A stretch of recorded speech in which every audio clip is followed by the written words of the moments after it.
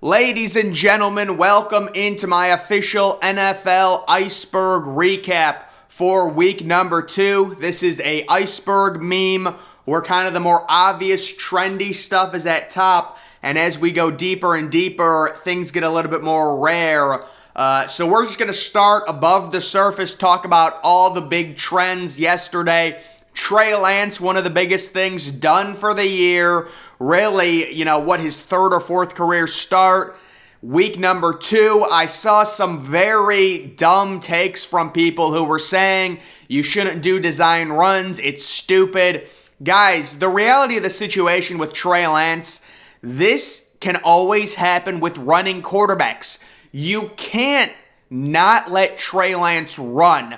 That's part of the reason you drafted him 3rd overall. The same type of injury could have happened to Jalen Hurts last year when he was running. The same type of injury could happen to Lamar Jackson. This is literally less than a 1% chance. It sucks, and it happened. And now Trey Lance is out for the year, and you've got people saying the 49ers have a better chance to go deeper into the playoffs. My opinion is, even though Trey has not proven it yet, I think Trey Lance gives the 49ers a higher ceiling. Jimmy G might offer them a higher floor. They still have a very talented roster, and of course, I'm sure they're extremely happy they did not trade away Jimmy G because they can still, in my opinion, win the NFC West. But Trey Lance is done. It sucks. He loses a year of development. He was a major fantasy, darling for a lot of us due to his running ability, and it's really something that happens. It's less than a 1% chance.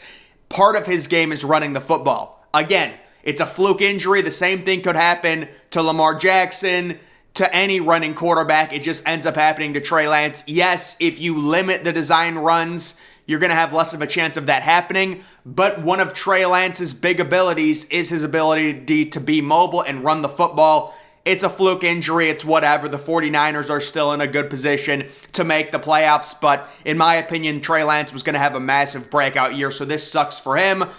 Tua franchise. How about Tua Tagovailoa? If Tua ends up becoming a franchise QB, a top 10 QB in the NFL, we're going to look back at this week 2 game. The 1-0 Ravens, the 1-0 Dolphins. The Dolphins down, I think by 28 points at one point. Tua Tagovailoa leads them back. What an amazing job by the Miami Dolphins to invest around your young quarterback. You trade up. You trade a first rounder to move up to get Jalen Waddle. You trade another first rounder to get Tyreek Hill. That is what you have to do with a young quarterback. If you want to give your young quarterback that you invested a top 10 pick into the best opportunity to succeed, the Miami Dolphins have done it perfectly. You've also got Mike Gesicki. You could use a little bit better of a running back, but still, major win for the Dolphins. They're 2-0. Huge comeback. If Tua Tagovailoa becomes a franchise quarterback and a top 10 quarterback in the NFL, we're going to look back on this game as his breakout game in the NFL. The Browns blow it. Just crazy, crazy loss. There's other stuff to talk about this game, but you're up 13 points with less than 2 minutes left, and the Jets have 0 timeouts. It's indefensible. And there is so much, especially Joe Flacco, the Jets, you've got to win this game. If you guys don't know, the Browns have an extremely tough middle of the schedule. Deshaun Watson's not coming back until week 13. Yikes. That's a game you have to win if you are the Cleveland Browns. Next, we've got Marshon Lattimore versus Mike Evans. One of the only, in my opinion, one of the only true rivalries in the NFL where these guys, especially Mike Evans, just hate each other. Mike Evans hates Marshon Lattimore. It's the second time that Evans has completely blindsided Marshon Lattimore. Crazy. Mike Evans, Marshon Lattimore, they just hate each other, especially in the Superdome. It happened both times in the Super Bowl, in the Superdome, where Evans comes from behind and just blindsides Marshon Lattimore. That is one of the only true rivalries where those guys just hate each other. It's awesome to watch. Colts get shut out. My goodness. To me, guys, what happened with the Indianapolis Colts signals how important a true number one wide receiver is. Michael Pittman is out. The Colts can't generate anything on offense against Jacksonville. This is a crazy trend now where it's like 4 straight years the Colts cannot play in Jacksonville. They lose 24-0. They're 0-1-1. And they face Houston and Jacksonville. Both of them are road games, but I'm a little bit worried. They're lucky they're in an easy division. But that is not good for the Colts. You get shut out by Jacksonville. Wow. And then Kyler Murray. So I know Kyler Murray gets a lot of hate. He got the huge contract. People think he didn't deserve it. Kyler Murray is the most elusive player, in my opinion, in the NFL. When you're just talking about elusiveness, and him being so small works to his advantage when it comes to him maneuvering the pocket. I'm sure everyone watched that play. He was back there for literally 30 seconds. I'm not exaggerating. I think it was 30 seconds, moving. He ran basically half a mile and then took it in for I think it was a 2-point conversion. An amazing must-win comeback for Arizona. Instead of falling to 0-2, they're 1-1. They got some help from Hunter Renfrow there in overtime. But either way, Kyler Murray moving in the pocket is he's the most elusive player in the NFL. And then below the surface, some smaller things, but still, pretty trendy. We're not going too deep yet. Aiden Hutchinson, 3 sacks for a rookie. Anytime a rookie has 3 sacks, I got to shout that out. That is crazy. Aiden Hutchinson, it's indescribable what Jacksonville did with Trayvon Walker. I said Trayvon Walker was going to be a bust. I understand he had a really good week 1, but guys, Aiden Hutchinson is like Nick Bosa 2.0. I mean, Aiden Hutchinson is going to have a better career than Trayvon Walker. Jacksonville just completely overthought it. They went with, I guess, the more athletic guy, but Aiden Hutchinson is going to be better. 3 sacks as a rookie in your second game. That is crazy.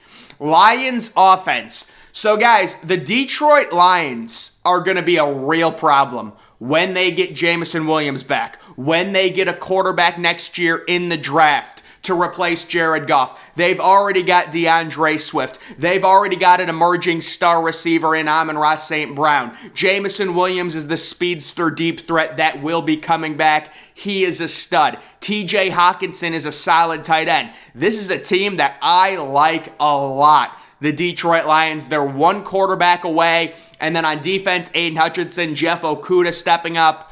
That's a good roster the Detroit Lions have. They end up beating the Commanders in a higher scoring game, 36-27 at home.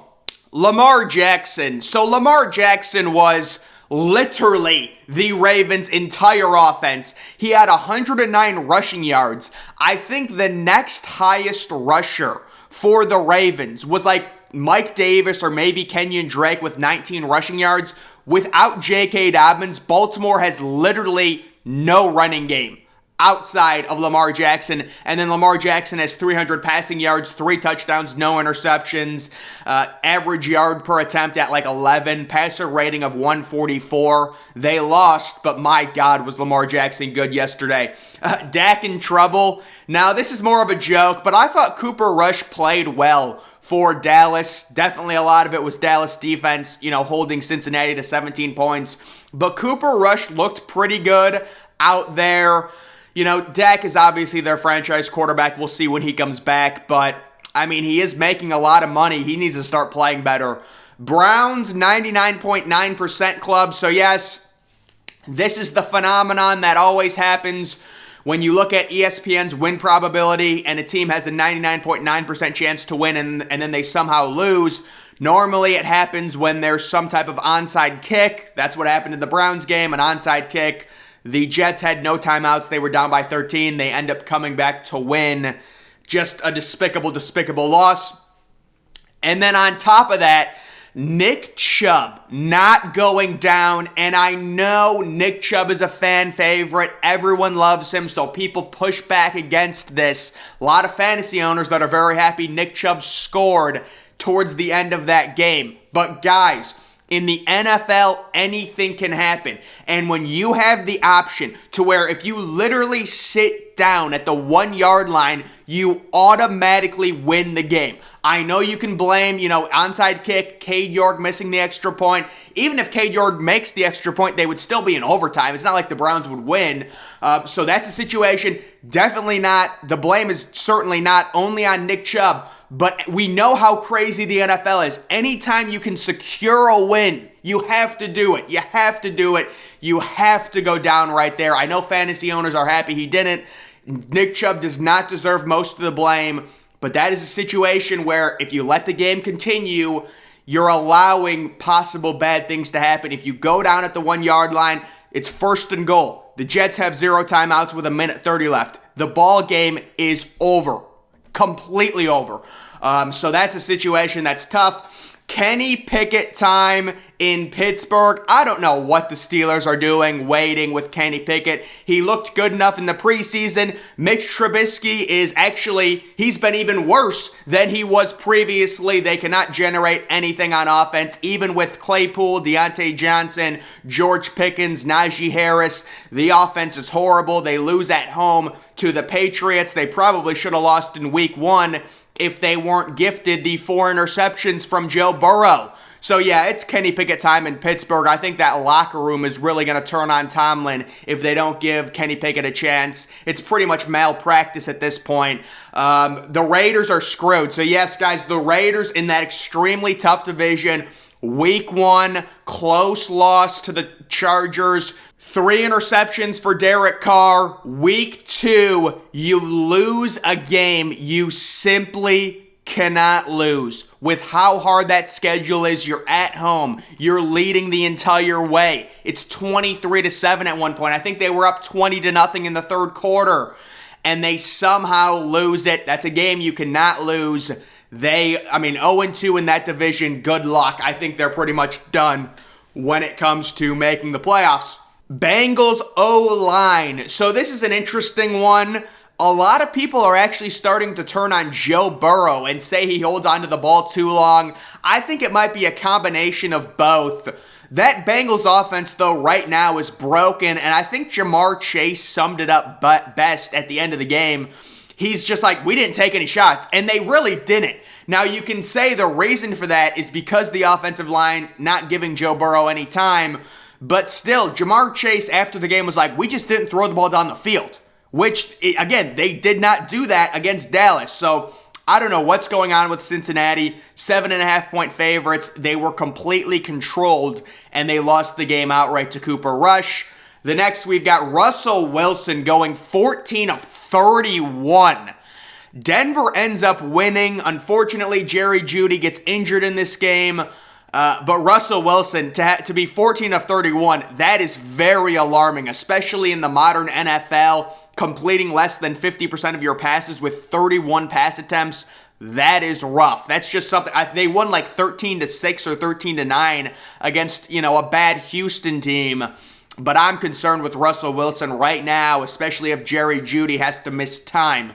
Garrett Wilson, Justin Jefferson 2.0. Maybe I'm overhyping him a little bit, but guys, Garrett Wilson is the next superstar in the NFL. If you watched him on Sunday, how smooth he is, he does remind me of Justin Jefferson a little bit, and he is going to be an absolute star. Hopefully, Zach Wilson will be back. Joe Flacco definitely played really well, but this is Zach Wilson's team. They invested the number 2 overall pick into him. Garrett Wilson, I'm thinking, as a rookie, maybe 1,100 yards and 10 touchdowns. He had a great game in week 2 and really broke out his second game in the NFL.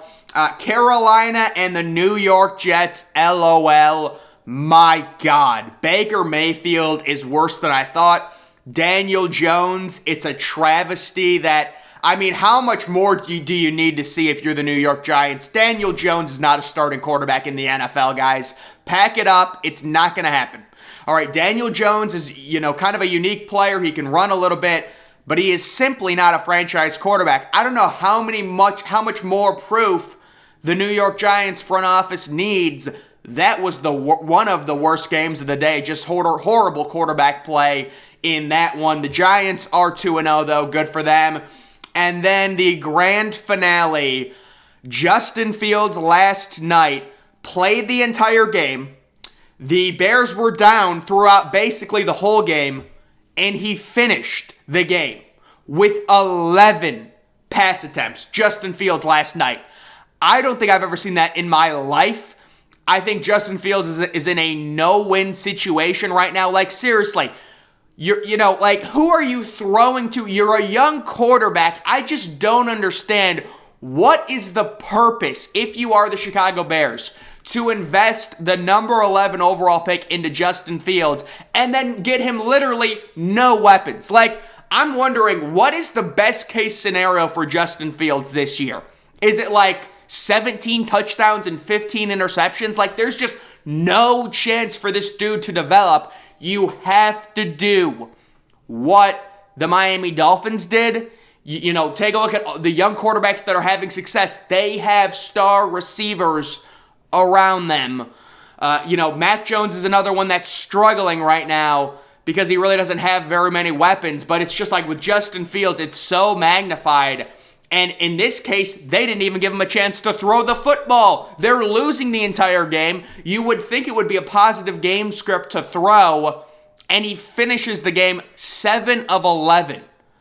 Oh my goodness, guys. But that is my official NFL Week number 2 Iceberg recap. Make sure you're following me on Twitter. Link to that's always in the description. I'm, of course, the Depressed Ginger. Thank you for watching.